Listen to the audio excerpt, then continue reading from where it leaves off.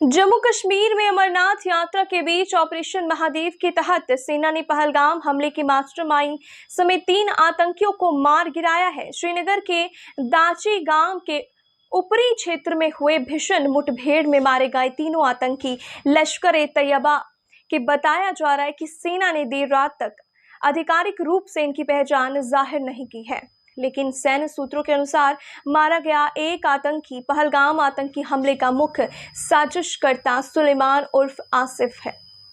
वो अन्य 2 की पहचान जिब्रान और हमजा अफगानी के रूप में हुई है। जिब्रान पिछले वर्ष सोनमर्ग सुरंग हमले में शामिल था। मुठभेड़ अस्त्र से अमेरिका निर्मित एक M4 carbine assault rifle AK series की 2 राइफल समेत गोला बारूद बरामद हुआ। दाची ग्राम वन क्षेत्र श्रीनगर से 25 किलोमीटर दूर है। कश्मीर रेंज के पुलिस महानिरीक्षक BK विर्दी ने कहा, मुठभेड़ में मारे गए आतंकियों की पहचान में अभी वक्त लगेगा। ऑपरेशन से जुड़े एक सैन्य अफसर ने बताया कि स्पेशल फोर्सेस 4 पैरा और 24 राष्ट्रीय राइफल RR को पहलगाम हमले में आतंकियों की ओर से इस्तेमाल सैटेलाइट फोन के उपयोग का संकेत भी मिला था। इसके तत्काल बाद ऑपरेशन महादेव शुरू कर घेराबंदी की गई। दहशतगर्दी की मौजूदगी की पुष्टि होने पर अतिरिक्त बल बुलाकर घेरा और भी सख्त किया गया ताकि वे भाग ना सके। खुद को घिरा देख आतंकियों ने फायरिंग भी शुरू कर दी। मुठभेड़ में दोनों तरफ से भीषण गोलीबारी हुई, जिसमें 3 आतंकी भी मारे गए हैं। सेना की चिनार कोर ने सोशल मीडिया पर बताया कि दिलवास में भीषण गोलीबारी में 3 आतंकी मारे गए हैं। ऑपरेशन जारी है। पहलगाम में आतंकियों ने 22 अप्रैल को 26 लोगों की हत्या कर दी थी। आतंकियों ने धर्म पूछ कर मौत के घाट उतारा था। श्रीनगर की महादेव चोटी जबरवान रेंज का हिस्सा है। यह क्षेत्र सामरिक और धार्मिक दोनों तरह से अहम है। चोटी जबरवान का प्रमुख शिखर है। इसे खासा पवित्र माना जाता है। लिदवास एवं मुलनार यहाँ से दोनों दिखाई देते हैं। अभियान को इसलिए ऑपरेशन महादेव नाम दिया गया था। दाची ग्राम के इसी क्षेत्र में 10 नवंबर 2024 को भी मुठभेड़ हुई थी। तब आतंकी दुर्गम पहाड़ी क्षेत्र का फायदा उठाते हुए भाग निकले थे। 3 दिसंबर 2024 को फिर मुठभेड़ हुई और लश्कर-ए-तैयबा आतंकी जुनैद भट्ट ढेर हो गया। जुनैद गादरबल में सुरंग निर्माण स्थल के पास 20 अक्टूबर 2024 को हुए हमले शामिल था। पहलगाम आतंकी हमले में जान गंवाने वाले लेफ्टिनेंट विनय नरवाल के पिता राजेश नरवाल ने कहा कि मैं सेना, अर्धसैनिक बलों और पुलिस के जवानों को बहादुरी के लिए सलाम करना चाहता हूं। उन्होंने जान की परवाह किए बिना आतंकियों का शिकार किया। वह आसान काम नहीं है। ये हमारी सेना के लिए बड़ी ही कामयाबी है। मैंने पहले ही कहा था कि हमारी सेना एक दिन उन्हें मार गिराएगी।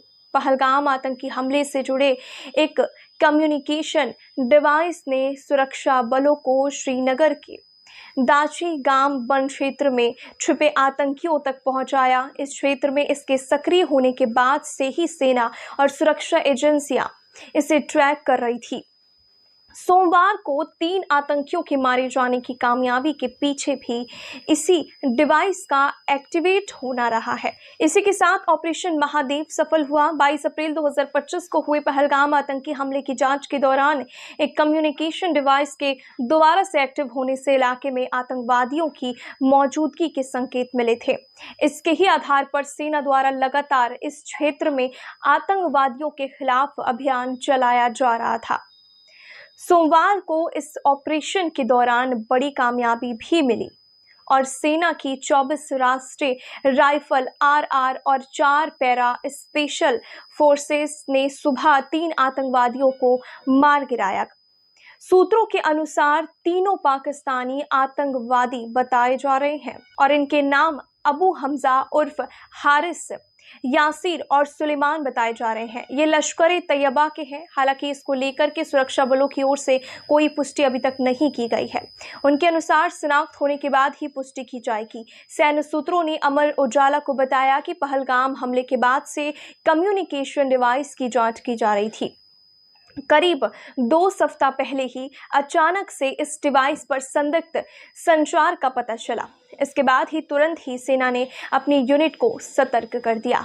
गौरतलब है कि राष्ट्रीय जांच एजेंसी NIA द्वारा पहले गिरफ्तार किए गए परवेज और बशीर अहमद नामक 2 आतंकवादियों ने भी बताया था कि पहलगाम आतंकवादी हमले में 3 पाकिस्तानी लश्कर आतंकवादी शामिल थे।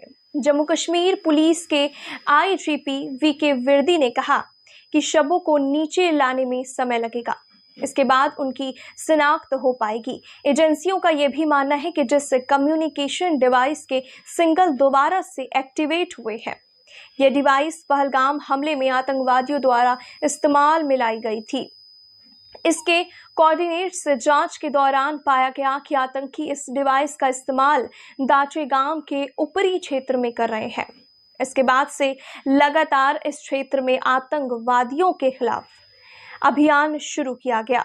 सूत्रों ने बताया कि रविवार देर रात दिलवास क्षेत्र में आतंकवादियों की मूवमेंट की सूचना मिली। इसके बाद 24 राष्ट्रीय राइफल RR और 4 पैरा स्पेशल फोर्सेस के जवानों ने ऑपरेशन को तेज किया।